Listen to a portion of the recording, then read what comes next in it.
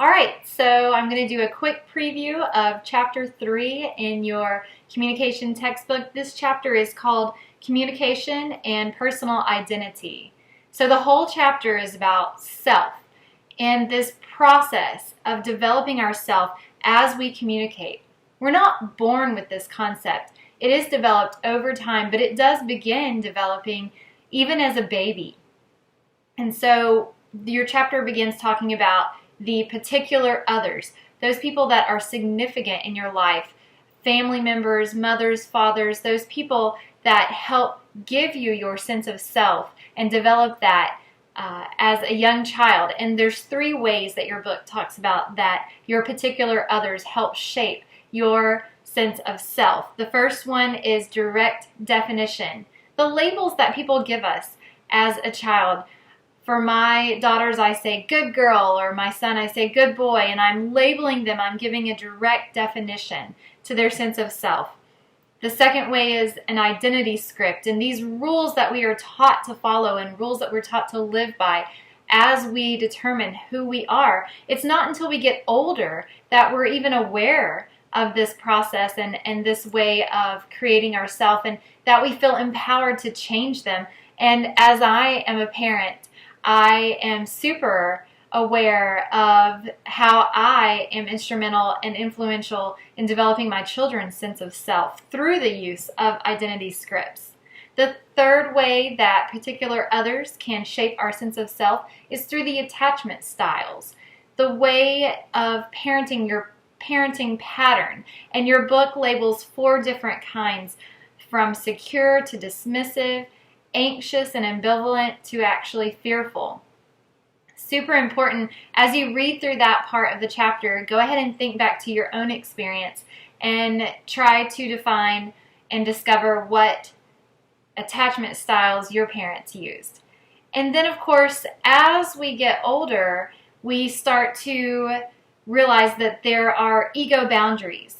There is a point where I stop and the rest of the world starts, and I can separate myself into an entity apart from the rest of the world around me. And as a baby, we don't have that, and we just feel connected to everything, and everything is part of us. But as we develop, we do set ego boundaries.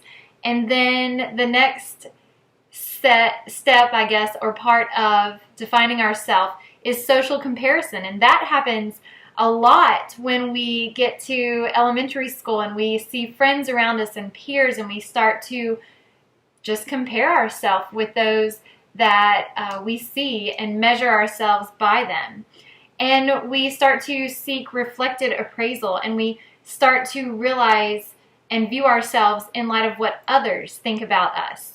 And then your book also, towards the end, starts discussing tips for enhancing your sense of self, because it is something that we develop lifelong, and I'm still in the process of identifying myself and developing it and changing it into who I want to be.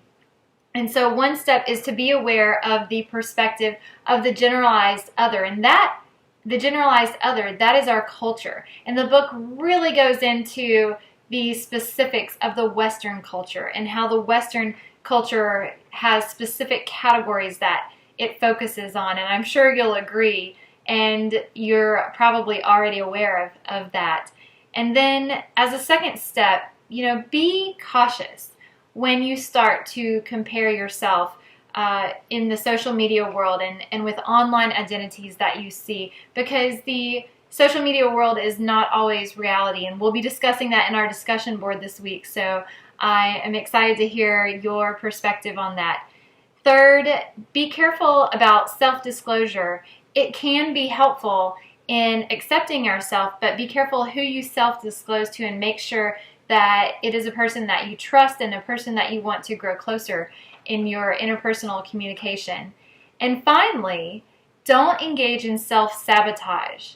That is such a detriment to your intrapersonal communication when you just tear yourself down, and eventually you'll start believing your own message, and that will not enhance your sense of self.